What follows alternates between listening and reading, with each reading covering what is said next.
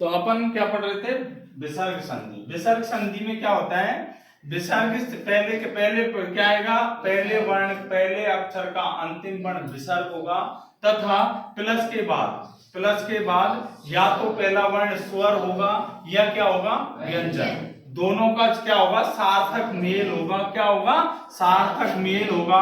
और सार्थक मेल से क्या होगा, उत्पन्न विकार। क्या होगा, और जो उत्पन्न विकार होगा ना उसको अपन क्या कहेंगे, विसर्ग संधि। क्या कहेंगे, विसर्ग संधि। आगे बात समझ में, परिभाषा कैसे लिखेंगे, यदि प्लस से पहले या विसर्ग के बाद स्वर तथा व्यंजन के सार्थक मेल से होने वाले उत्पन्न विकार को विसर्ग संधि कहते हैं। आगे बात समझ में, पहला नियम पढ़ते हैं अपन। यदि प्लस से पहले क्या होता है, प्लस से पहले विसर्ग हो और विसर्ग से पहले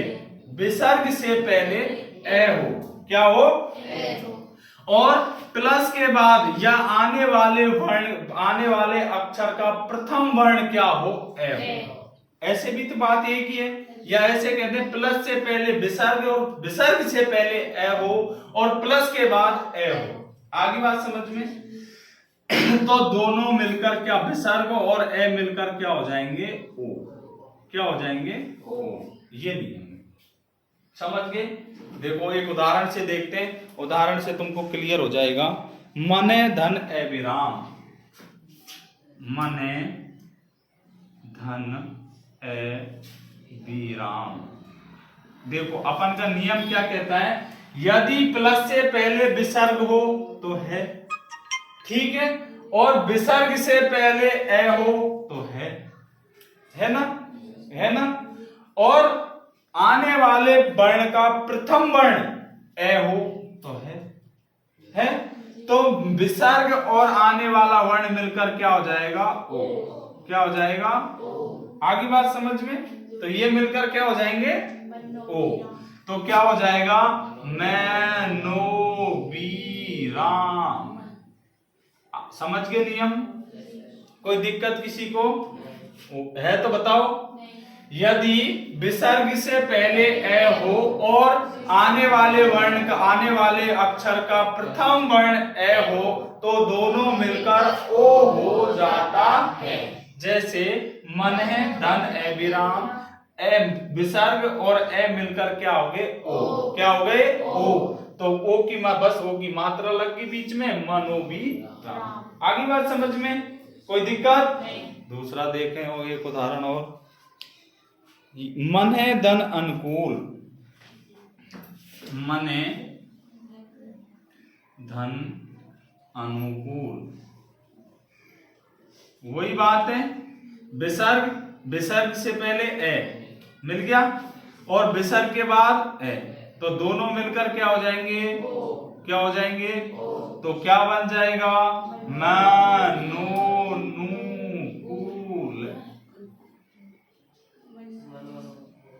ओके, मनोनुकूल, मन के अनुकूल। आगे बात समझ में, कोई दिक्कत। अब आता है नियम नंबर 2। क्या आता है, नियम नंबर 2, यदि विसर्ग से पहले ए हो, यदि वही बात है, यदि विसर्ग से पहले ए हो, आगे बात समझ में, और प्लस के बाद या आने वाले वर्ण में आने वाले अक्षर का प्रथम वर्ण ए के अतिरिक्त कोई भी स्वर हो। ए तो यहां आ गया तो ओ हो गया भाई, ए तो यहां आ गया तो ओ हो गया, लेकिन यहां ए नहीं आना चाहिए और कोई भी स्वर आना चाहिए। आगे बात समझ में, एक बार सुनो दोबारा ढंग से धीरे से। यदि विसर्ग से पहले ए हो और बाद वाले अक्षर का पहला अक्षर ए के अतिरिक्त कोई भी स्वर हो तो विसर्ग का लोप हो जाता है। क्या हो जाता है, दोनों का क्या हो जाएगा, लोप। इस ए का और इस विसर्ग का जो आएगा उसका और विसर्ग का क्या हो जाएगा, लोप। देखो उदाहरण देखते हैं। अतः धन एव, अतः अतः धन ए।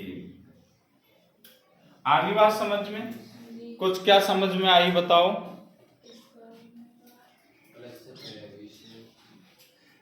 यदि पहले वर्ण के अंत में विसर्ग हो और उससे पहले क्या हो, ए हो, तो वही सेम नियम है। बाद में या आने वाले अक्षर का प्रथम वर्ण ए के अतिरिक्त कोई भी स्वर हो, तो ए तो नहीं है यहाँ के अतिरिक्त कोई भी स्वर हो तो विसर्ग का क्या हो जाता है, लोप। लोप का मतलब है हटा जाता है। लोप का अर्थ क्या होता है, हट जाता है। क्या, विसर्ग। क्या हट जाता है, विसर्ग।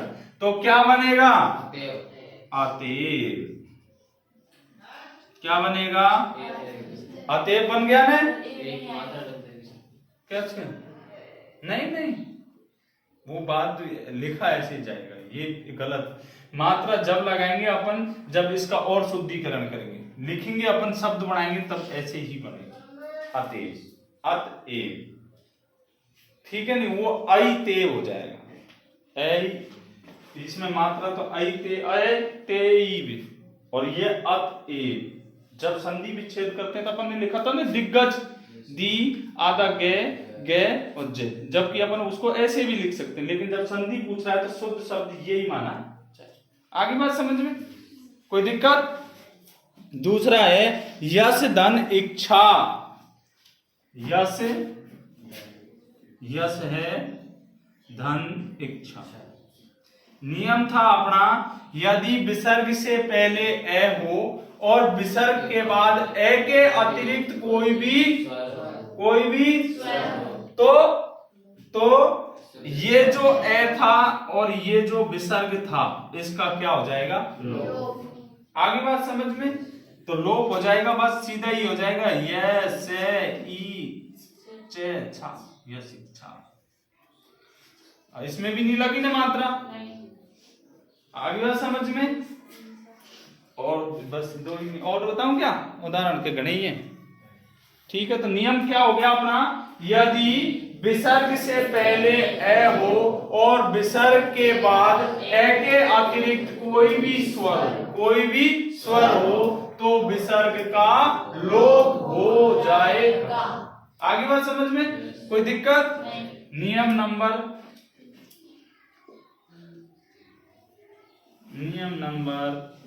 3। ये दोनों क्लियर है ना, क्या आगे जब भी बढ़े जब ये सीख गए हो तुम, क्लियर है।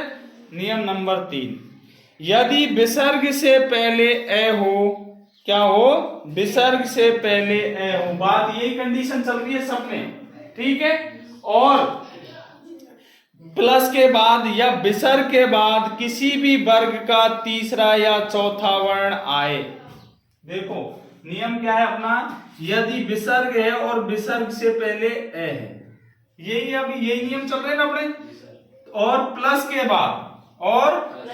बाद या आने वाले अक्षर का प्रथम वर्ण,